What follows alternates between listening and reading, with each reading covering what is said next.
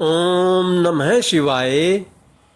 शिव जलंधर युद्ध कथा 22वां अध्याय पंचम खंड श्री रुद्र संहिता शिव महापुराण। सनत कुमार जी बोले, हे महर्षि, जब युद्ध भूमि में देव सेना का प्रतिनिधित्व करने वाले सभी वीर सांसी घायल होकर पृथ्वी पर गिर पड़े, तब यह देखकर सभी शिवगण भयभीत होकर शिव की शरण में चले गए। जब भगवान शिव को युद्ध स्थल का सब समाचार मिल गया, तब वे स्वयं दैत्यराज जलंधर को सबक सिखाने के लिए युद्ध स्थल की ओर चल पड़े। अपने आराध्य भगवान शिव को युद्ध का नेतृत्व करते देख सभी शिवगण जो पहले डरकर भाग गए थे, पुनः लौट आए। शिवगणों ने पहले जैसे जोश के साथ युद्ध करना प्रारंभ कर दिया।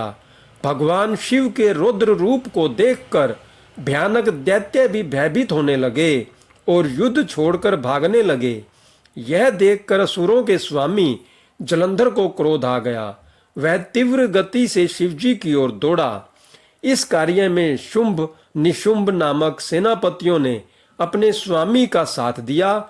यह देखकर भगवान शिव ने प्रति उत्तर देते हुए जलंधर के बाणों को काट दिया।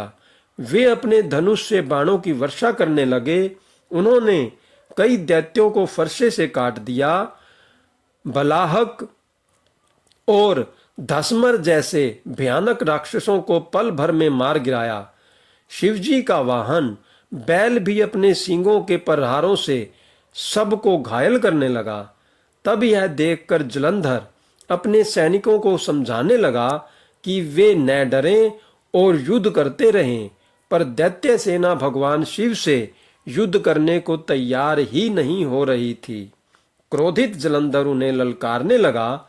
जलंधर ने अनेकों बाणों को एक साथ चलाकर उसमें भगवान शिव को बांधने का प्रयास किया, लेकिन वह सफल न हो सका।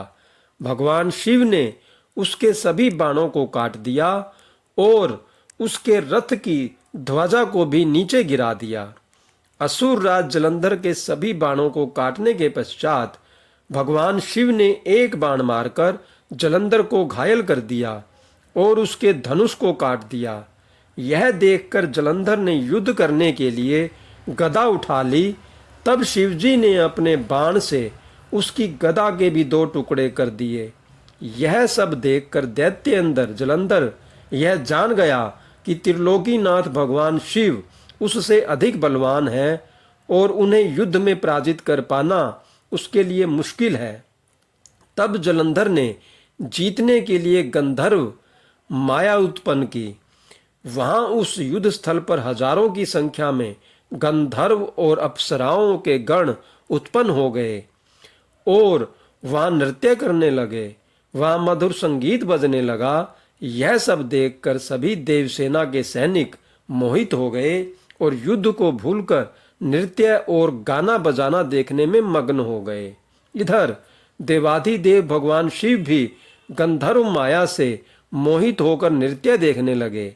जब दैत्यराज जलंधर ने देखा कि सभी देवताओं सहित देवाधिदेव भगवान शिव भी उस गंधर्व माया के द्वारा मोहित होकर अप्सराओं के नृत्य को देख रहे हैं, तब वह वहां से चुपके से भाग खड़ा हुआ।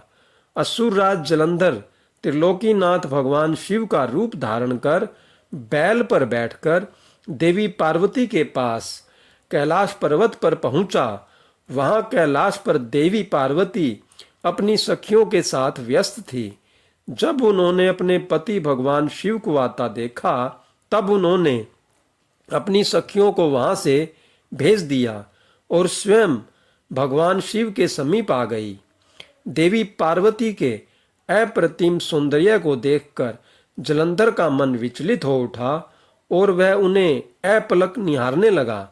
जलंधर के इस प्रकार के व्यवहार को देख पार्वती को यह समझते हुए देर नहीं लगी कि वह कोई बहुरूपिया है जो भगवान शिव का रूप धारण कर उन्हें ठगने आया है।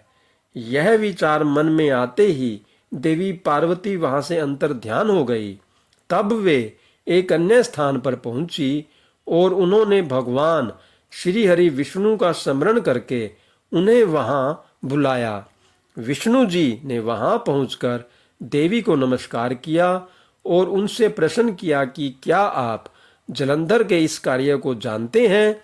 देवी पार्वती के इस प्रश्न को सुनकर श्री विष्णु ने हाथ जोड़ लिए और बोले, हे माता, आपकी क्या आज्ञा है, मैं उस दुष्ट को किस प्रकार का दंड दूं। तब देवी ने कहा कि आप जो उचित समझें वह करें।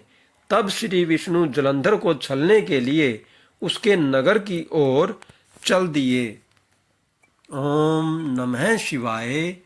हर हर महादेव। जय शिव शंभू।